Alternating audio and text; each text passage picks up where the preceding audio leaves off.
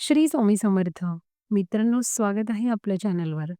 मित्रांनो, आजचा हा व्हिडिओ शेवटपर्यंत नक्की पहा.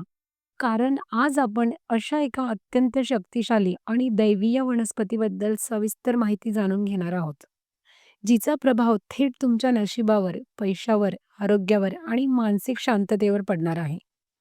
मित्रांनो, शास्त्रामध्ये सांगितलं आहे की घरामध्ये असलेली प्रत्येक वनस्पती फक्त ही सजावटीसाठी नसते, तर तिचा थेट परिणाम आपल्या घरातील ऊर्जा, वातावरण आणि जीवनावर सुद्धा होत असतो. आज आपण ज्या वनस्पतीबद्दल बोलणार आहोत, तिला वेगवेगळ्या नावांनी ओळखलं जातं. गोकर्ण, कृष्णकांता, विष्णुकांता, अपराजिता. गोकर्ण वनस्पतीचे धार्मिक महत्त्व खूप आहे मित्रांनो. ही वनस्पती भगवान श्रीहरी विष्णूंना अतिशय प्रिय आहे. शास्त्रानुसार ज्या घरामध्ये गोकर्णाची योग्य पद्धतीने लागवड केलेली असते ना, त्या घरामध्ये नकारात्मक शक्ती कधीच प्रवेश सुद्धा करू शकत नाही.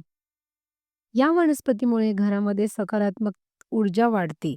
कुटुंबामध्ये शांती, समाधान आणि प्रेम टिकून राहतं. हळूहळू लक्ष्मीची कृपा सुरू होते. मित्रांनो, जर तुमच्या जीवनात पैसा टिकत नसेल, कमाई असूनही बचत होत नसेल, कर्ज वाढत असेल, व्यवसायात नुकसान होत असेल, तर बघा तुम्ही ना गोकर्णाची लागवड जर केली तर ती अत्यंत लाभदायक ठरते. शास्त्रानुसार ना गोकर्णीमुळे धन प्रवाहात अडथळे दूर होतात आणि घरात ना संपत्ती टिकून राहते. शास्त्रानुसार गोकर्ण घराच्या बाहेर लावणं अत्यंत शुभ मानलं जातं. मित्रांनो, आजच्या काळात ना अनेक अनेक लोकांच्या कुंडलीत शनी, 7.5 अडीच वर्ष किंवा शनिदोष हा चालू असतो. अशा व्यक्तींनी गोकर्णीच्या निळ्या रंगाच्या फुलांची शनिवारी शनिदेवांना ते फूल अर्पण केल्यास ना, ते फूल अर्पण करून पूजा केल्यास शनिदेव लवकर प्रसन्न होतात. फूल अर्पण करताना मनोभावे आपण प्रार्थना करावी. तिळाचा तेलाचा दिवा लावावा आणि ओम शनिश्चराय नमः या मंत्राचा जप करावा. आपल्याला ना ओम शनीश्वराय नमः या मंत्राचा जप करायचा आहे. यामुळे काय होतो, शनीचा जो त्रास आहे ना, तो कमी होतो. मित्रांनो, गोकर्णाची लागवड करताना ना, घराच्या ईशान्य दिशेला म्हणजेच उत्तर आणि पूर्व दिशेमधला जो कोपराची दिशा असते, त्या दिशेला गोकर्णाचे झाड आपण लावायचे आहे. गोकर्णाचा वेल आपण लावावा. इथे सर्वात शुभ मानलं जातं. जर घरात जागा नसेल, तर गॅलरी किंवा टेरेसमध्ये देखील तुम्ही हे लावू शकता. पण ती जागा स्वच्छ आणि प्रकाशमान असावी. रोप लावताना शुक्रवारी किंवा गुरुवारी हा दिवस अत्यंत उत्तम मानला जातो. लावताना ना मनामध्ये अत्यंत सकारात्मक संकल्प करूनच लावायचं आहे.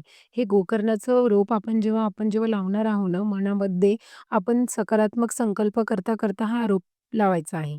आजच्या धावपळीच्या जीवनात ताण-तणाव, चिंता, अस्वस्थता खूप वाढलेली असते. गोकर्णाचं झाड आपल्या घरात उपस्थित असतं. त्यामुळे ते आपल्या मनाला शांतता देतं, नकारात्मक विचार कमी करतं आणि घरात सकारात्मक कंपन निर्माण करतो. मित्रांनो, शुक्रवार, अमावस्या, गुरुवार या दिवशी गोकर्णाची फुलांची पूजा केल्यास ना आणि देवघरात ते फुल अर्पण केल्यास विशेष फलप्राप्ती होते. फूल, पाणी आणि श्रद्धा हेच या पूजेचे मुख्य घटक असतात. मित्रांनो, तुम्ही सुद्धा तुमच्या घरात अवतीभोवती तुमच्या घराच्या बाहेर ईशान्य दिशेला गोकर्णाचं छोटंसं रोप नक्कीच लावा.